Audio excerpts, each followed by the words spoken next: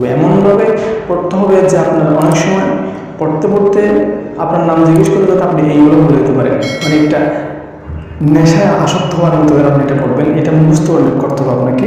ফালা, ফালা, ফালু, ফালাত, ফালাতা, ফালনা, ফালতা, ফালতুমা, ফালতুম, ফালতি, ফালতুমা, ফালতুনা, ফালতুম, ফালনা। প্রধান দায়িত্ব হবে আগে ফালাটা মুখস্থ করার পরে এই সিগাগুলোকে সুন্দরভাবে আপনি মুখস্থ করে নেবেন। এমনভাবে মুখস্থ করবেন যাতে আপনি যখন কোরআন শরীফ পড়বেন বা কোনো একটা আরবি পড়বেন তখন দেখবেন যে এই সিগাগুলো আপনি বুঝে পান কিনা, আপনাকে সেটা দেখতে হবে। আসসালামু আলাইকুম রহমতুল্লাহি ওয়া বারাকাতুহু।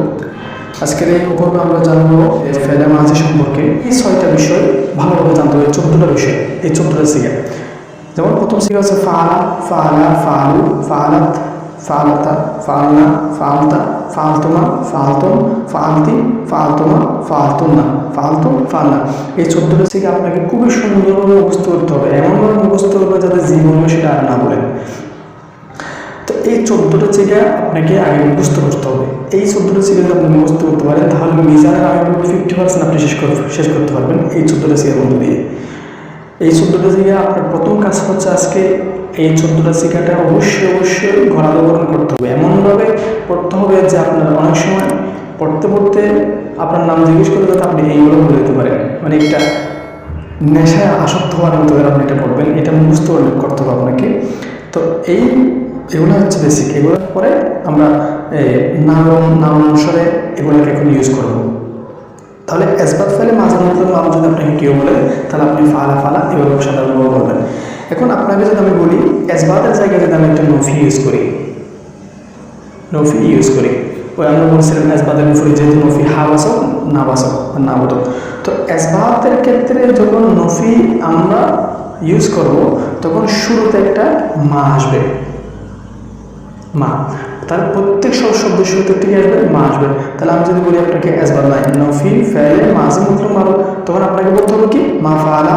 প্রত্যেকটা শব্দ দিকে যুক্ত মাঝে করতে হবে। আপনি আপনার যেটা মিজানুসর রয়েছে আপনি ভালো করে দেখবেন যে নফি যেখানে আছে সেখানে কিন্তু মা আছে। মাঝের ক্ষেত্রে মা ফালা, মা ফালা, মা ফালো, মা ফালার, মা ফালাতা, মা ফালা, মা ফালতা, মা ফালতু, মা ফালতু, মা ফালতি, মা ফালতু, মা ফালতু, মা ফালতু, মা ফালা, এভাবে মুখস্থ করতে হবে আপনাকে। তাহলে এসবাতের জায়গায় যদি কেউ নফি বলে তাহলে আমাকে সত্যি কি আনতে হবে, মা আনতে হবে। এখন মাঝে মতলব আরেকটা আছে মারো। আমরা জানি মারফের বিপরীত হচ্ছে মজহুল। আমি যদি এখানে মজহুল শব্দটা উল্লেখ করি মানে হচ্ছে মারফ মানে জানা আছে, মজহুল মানে জানা নেই। তাহলে মজহুল যদি বলা হয় তাহলে সেক্ষেত্রে একটা বিষয় পরিবর্তন হবে, সেটা হচ্ছে এই যে ফালা জায়গায় দেখতে পারেন শব্দের শুরুটা জবর, এটা ফ্যাশ হয়ে যাবে। প্রত্যেক শব্দের শুরুতে প্রথম কলম কালিমা যেটাকে ফা কলম বলা হয় ওটাতে ফ্যাশ হবে। অর্থাৎ তখন হবে ফয়লা ফুইলা, ফয়লু ফুইলাত, ফয়লাতা, ফয়না ফুইলতা, ফয়তুমা ফুইলতুম, ফুইলতি ফুইলতুমা, ফুইলতুনা ফুইলতু ফুইলনা, এভাবে আপনাকে পড়তে হবে। তাহলে আমরা আপাতত দুটো জিনিস জানা সেটা হচ্ছে যদি নফি বলা হয় তাহলে মানে হচ্ছে শব্দের শুরুতে মাঝের শুরুতে একটা মা আসবে, আর যদি মজহুর বলা হয় তাহলে শব্দের শুরু ফা কলমটা ফ্যাশ বিশিষ্ট হবে। এতটুকু। তো নফি ফেলে মাঝে মতলব মারো, এটা শেষ করলাম। তারপর আমরা মতলবের উপর আছে করিম।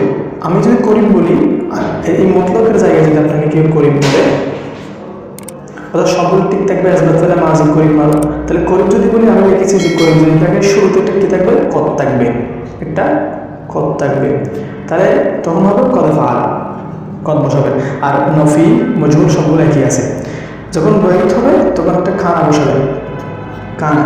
তবে এক্ষেত্রে একটা বিষয় লক্ষণীয় যে আমরা যখন কদ বসাবো কিন্তু কদটা বরাবর বসাই দিলে হয়ে যাবে, কিন্তু কানার ক্ষেত্রে এটা ফালার সাথে যায় এটাও রূপান্তর হয়ে যাবে, অর্থাৎ সিগার পরিবর্তন এটা পরিবর্তন হবে। যেমন দেখবেন ফালা ওয়াহিদুল গায়েব একরকম, ফালা এটা অনুরূপ হয়ে গেছে। অনুরূপভাবে এখানে কানা শব্দটি কানা ফালা যখন তসনিহ হয়ে যাবে তখন কানা ফালা, কানু ফালু, এরকম কানাটাও পরিবর্তন হয়ে যাবে। এটা একটা পার্থক্য। ইস্তেমরার এটা হচ্ছে এখানে এটা মুজার হবে, এটা কানা হবে। এটা আমরা মুজার যখন করবো তখন আমরা প্রয়োজনে আবার পিছনে এসে এটা আবার ক্লিয়ার করবো। এহতেমালি যখন বলবো আপনাকে তখন শুরুতে এই লাল নাম বসাবেন, অর্থাৎ লাল নাম বসাবেন। অর্থাৎ এসবাত ফেলে মাঝি এহতেমালি মতলবের জায়গায় যদি এহতেমালি বসানো হয় তাহলে লাল নাম বসাবেন, লাল নামা ফাল। আপনি আপনার বইয়ের মধ্যে সুন্দরভাবে দেখতে পাবেন বিষয়টা। তারপর তামান্নায় যখন বলা হবে তখন এই জায়গায় লাইতামা বসাবেন। এটুকু হচ্ছে মূল পার্থক্য। তাহলে সেজন্য আপনাকে প্রথমেই এই মহস্তগুলা এই 14টা সিগা আপনাকে মুখস্থ করতে হবে। এই 14টা সিগা মুখস্থ করার মধ্যে দিয়ে আপনি মাজির 24টা বহস শেষ করতে পারবেন। এটা হচ্ছে মূল বিষয়। তাহলে আমরা এই বহস সম্পর্কিত যত আলোচনা আছে এবং একটা বহসের নাম পরিবর্তন হলে আমরা কীভাবে ইউজ করতে হয়, কীভাবে বলতে হয়, সেটা আমরা শিখে নিয়েছি। এখন আমরা জানবো যে আরবির ক্ষেত্রে কোন কোন চিহ্নগুলো দেখলে আমরা সেটাকে কোন সিগা হিসেবে নির্ধারণ করব সে বিষয়ে আমরা জানবো ইনশাআল্লাহ। আমি এখানে লিখে রেখেছি যে আলামত সিয়াগিল মাজি, অর্থাৎ মাজি সিগার নিদর্শনসমূহ। আরবের ক্ষেত্রে কোন কোন নিদর্শনগুলো দেখলে আমরা বলতে পারি যে এটা ওয়াহিদ মুজাক্কারের সিগা, ওয়াহিদ মুতাকাল্লিমের সিগা, জাম মুতাকাল্লিমের সিগা, এই বিষয়গুলো। তো শুরু করতেছি। আমি এখানে নমুনা দিয়েছি, মূল আলামত হচ্ছে এগুলো। আমি প্রথম যে শব্দটা লিখেছি সেটা হচ্ছে প্রথম ওয়াহিদ মুজাক্কার গায়েব এই সিগার আলামত হচ্ছে শব্দের শুরুতে জবর হবে। কি হবে? শব্দের শেষে জবর হবে। তখন আমরা যদি কোনো একটা শব্দের শেষে জবর দেখতে পাই তাহলে ওয়াহিদ মুজাক্কার গায়েব হবে। তারপরে শব্দের শেষে যখন এরকম আলিফ থাকবে ফাআলা, তখন হবে তাসনিয়া মুজাক্কার গায়েব, ডলের মানে হচ্ছে মুজাক্কার আর কি। তারপর শেষে যখন ওয়াসাকে এটা থাকবে তখন হবে মুয়ান্নাস মুজাক্কার গায়েব। শব্দের শেষে যখন তানিস সাকিন হবে, এই সাকিনটা যখন হবে তা লম্বা তা সাকিন, তখন হবে ওয়াহিদ মুয়ান্নাস গায়েব। তালিফ যখন হবে তখন হবে তাসনিয়া মুয়ান্নাস গায়েব। নুন যখন হবে তখন হবে জামা মুয়ান্নাস গায়েব। তাইয়ের উপর যখন জবর থাকবে, এদিকে জবর থাকলে হবে ওয়াহিদ মুজাক্কার হাজির, সাকিন থাকলে হবে ওয়াহিদ মুয়ান্নাস গায়েব। তারপর তোমা যদি থাকে তাহলে হবে তাসনিয়া মুজাক্কার হাজির। তুম যদি থাকে শব্দের শেষে তাহলে হবে জামা মুজাক্কার হাজির। আর তাইয়ের নিচে যদি জেড থাকে, এই যে জেড যদি থাকে তাহলে হবে ওয়াহিদ মুয়ান্নাস হাজির। তাহলে সাকিন থাকলে ওয়াহিদ মুয়ান্নাস গায়েব, জবর থাকলে ওয়াহিদ মুজাক্কার হাজির, জেড থাকলে ওয়াহিদ মুয়ান্নাস হাজির। এবং তুমা, এটা কিন্তু দুই শব্দ আছে, এখানেও আছে। এইটা তাসনিয়া মুয়ান্নাস হাজির। তাহলে তোমার শব্দটা দুই সিগার জন্য আছে, একটা হচ্ছে তাসনিয়া মুজাক্কার হাজির, তাসনিয়া মুয়ান্নাস হাজির। এখন কোনটা কোন সিগা হবে সেটা হচ্ছে বাক্যের সিয়াক শুরু, মানে হচ্ছে বাক্যের অবস্থা অনুযায়ী সেটা নির্ধারণ হবে এটা কোন সিগা হবে সেটা। তারপর হচ্ছে তুমনা তাফেস তু নুনের উপর তাসদিদ দিলে তাহলে সেটা হবে জামা মুয়ান্নাস হাজির। তারপরে তাফেস তু যদি হয় তার যদি ফেস হয় তাহলে ওয়াহিদ মুতাকাল্লিম, নুনের যদি হয় তাহলে জামা মুতাকাল্লিম। এটা হচ্ছে সিগার মূল ভিত্তি। তাহলে এই সিগাগুলো আপনাকে অবশ্যই মুখস্থ রাখতে হবে, আলামতগুলো অবশ্যই মুখস্থ রাখতে হবে। না হয় আপনি কিন্তু কোরআন থেকে কোনো একটা সিগা বের করতে পারবেন না, অর্থ তুলতে পারবেন না, তখন কোনো কাজে আপনার হবে না।